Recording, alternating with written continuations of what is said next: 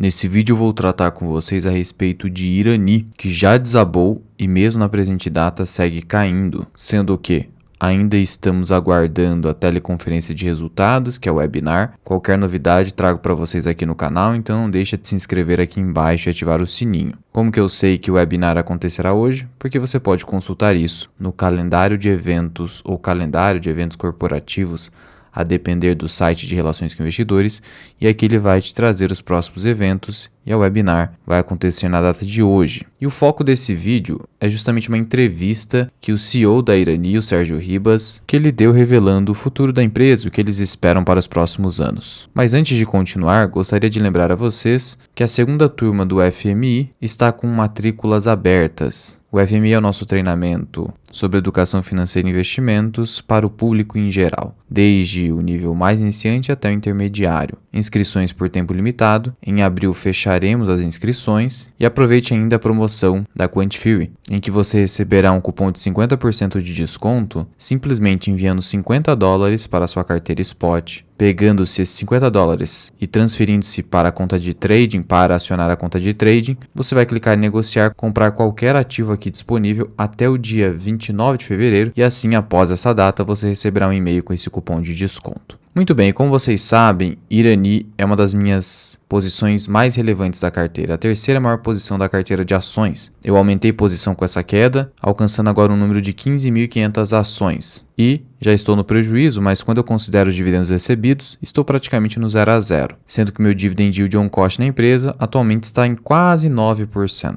Você consegue essa informação aqui no Investidor 10. Ah, Luan, não valeria a pena comprar mais ações? Estou aguardando uma queda maior, porque as ações podem continuar caindo nesse curto prazo por conta de um pessimismo do mercado, principalmente por conta do último resultado trimestral. No último resultado trimestral, a Irani teve um lucro líquido muito baixo. Isso assustou o pessoal. Eu fiz um vídeo mais detalhado e aprofundado para os membros do canal, porque o susto foi bem grande. Haja vista que o lucro da Irani fica aqui em cada trimestre, próximo de 60, às vezes 80 milhões, caiu para 7 milhões, uma queda de 92%. E os fatores que acarretaram essa queda foi o caráter cíclico da economia, e a Irani tem uma atividade muito exposta ao PIB brasileiro, afinal de contas ela tem uma grande exposição ao mercado doméstico, a demanda por produtos e consequentemente dos produtos da Irani como embalagens e papelão do lado, se o PIB está fraco, a atividade dela cai, mas não caiu tanto, a receita líquida não caiu tanto. A queda no lucro líquido decorreu do fato de que houve uma variação do valor justo dos ativos biológicos e que basicamente é uma variação das madeiras pertencentes à Irani. O valor delas se altera.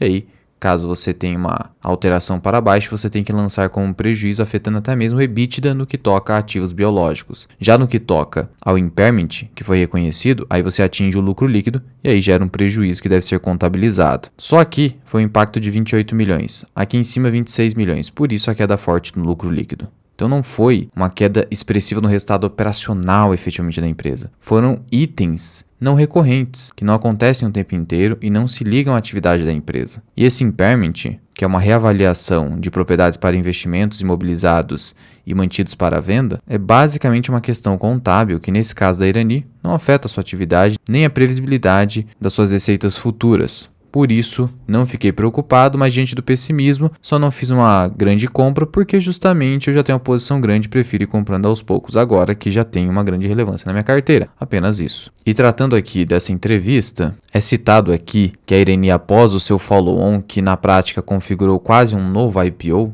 em 2020, ela ampliou a sua base acionária para 90 milhões de papéis, um incremento de 60% à base acionária anterior, então foi de fato um novo IPO, e desde então as ações subiram 120%. Em pouco mais de 3 anos, então foi um retorno muito expressivo. E nas palavras do Sérgio Ribas, o negócio da Irani consiste basicamente em fazer o papel, então eles não vendem a celulose, eles só vendem resinas sustentáveis e isso aí é uma pequena parte da receita, 5%, que aí é para fins de exportação. Compramos as aparas de caixas usadas e as reciclamos para produzir novas caixas. É um negócio extremamente sustentável, circular e bem menos cíclico do que trabalhar com a celulose. Por isso que a Irani tende a ser mais previsível em termos de receitas do que Klabin e principalmente Suzano. Lembrando que recentemente a Irani anunciou o cancelamento de ações, algo em torno de 2,65% das suas ações. Então isso deve se refletir em uma sustentação do preço das ações no curto prazo, apesar de toda essa queda, e também um lucro por ação maior, já que agora você tem um lucro líquido futuro que será distribuído em um menor número de ações. E perguntado sobre o principal desafio da Irani à frente, ele disse que é manter um ritmo de crescimento adequado para uma empresa de capital aberto, porque sem crescimento, isso afasta investidores. O investidor não quer investir numa empresa no geral que não tem crescimento. Se ele for investir numa empresa que não tem crescimento, ele vai procurar empresas de altíssimos dividendos, que pagam pelo menos 10% ao ano, que daí vira praticamente uma renda fixa. E aqui, eles querem focar, obviamente, no crescimento orgânico, sem fazer nenhuma fusão ou aquisição, mas não descarta eventual aquisição e fusão, se tiver alguma oportunidade.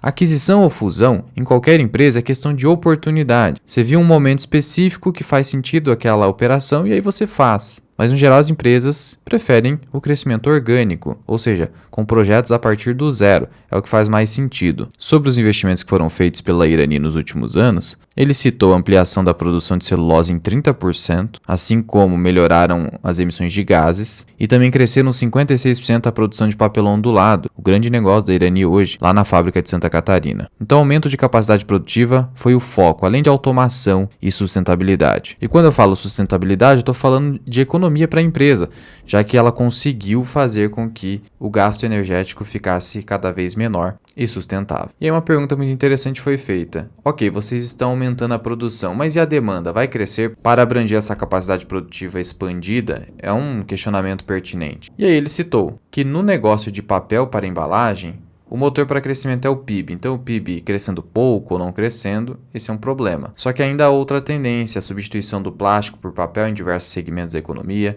o crescimento do e-commerce, que cada vez mais gera necessidade de papéis para embalagem e também de caixa de papelão. E aqui sobre o negócio de papel ondulado, que basicamente é produção de caixas, há aqui, como ele disse, uma economia circular perfeita. Temos a semente, fazemos a mudinha, plantamos a árvore, cortamos a árvore, parte vai para a biomassa, para a energia, e parte vai para a produção de celulose. Fazemos o papel, fazemos a caixa, vendemos a caixa, compramos as aparas, e vocês viram que a Irani teve um crédito tributário, que foi um não recorrente do segundo TRI do ano passado por conta de aquisição de aparas, e as reciclamos para produzir novas caixas. Isso faz com que a empresa não aumente muito os seus custos. Isso é muito positivo. E os clientes da Irani são as grandes indústrias. A própria Irani, na prática, é uma empresa do setor industrial, não é uma empresa de commodity. E o terceiro negócio, que é o que detém a menor representatividade, é o de resinas sustentáveis. Eles têm um ativo florestal no Rio Grande do Sul, de lá eles extraem a resina e ela acaba se transformando em dois produtos, em breu e terebintina. O breu é usado para colas e isolantes na indústria. A terebintina é para perfumes e produtos de limpeza.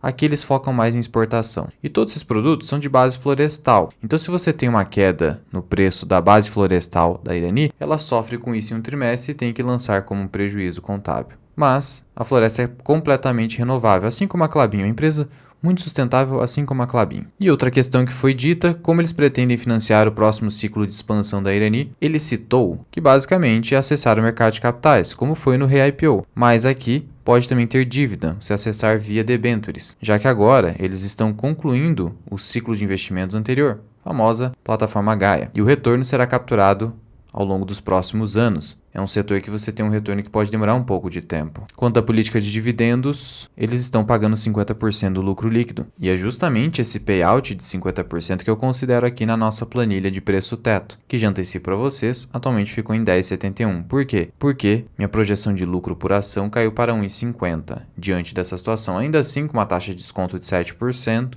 na cotação atual vamos atualizar para 9,10 aproximadamente, você tem aí uma margem de segurança de 17% para aportes. Eu tenho, porque isso aqui é pessoal, não é recomendação. E ainda, eles esperam dobrar o tamanho da empresa nessa década, ou seja, em mais 6 anos. Dobrar a empresa em 6 anos significa crescer a uma taxa anual de 12,25% ao ano. É uma taxa muito interessante. Então, o crescimento sustentável não é mais explosivo, mas ainda assim faz sentido. E pagando 50% do lucro líquido em dividendo e eventualmente até fazendo programas de recompra, continua fazendo sentido para a minha carteira. Os fundamentos não se alteraram. E mesmo agora com essa queda no lucro líquido, a gente tem um índice preço-lucro próximo de 6 vezes, a ação não está cara, vai pagar 9% de dividend yield? Olha, se a empresa realmente chegar no LPA próximo de 1,50, e eu expliquei essa lógica no vídeo para membros, o yield projetivo seria de 8,24. Por isso meu yield on cost não vai se alterar comprando nesses preços. Por isso que eu aumentei um pouquinho a posição e se cair muito mais, cair abaixo dos 9 ali,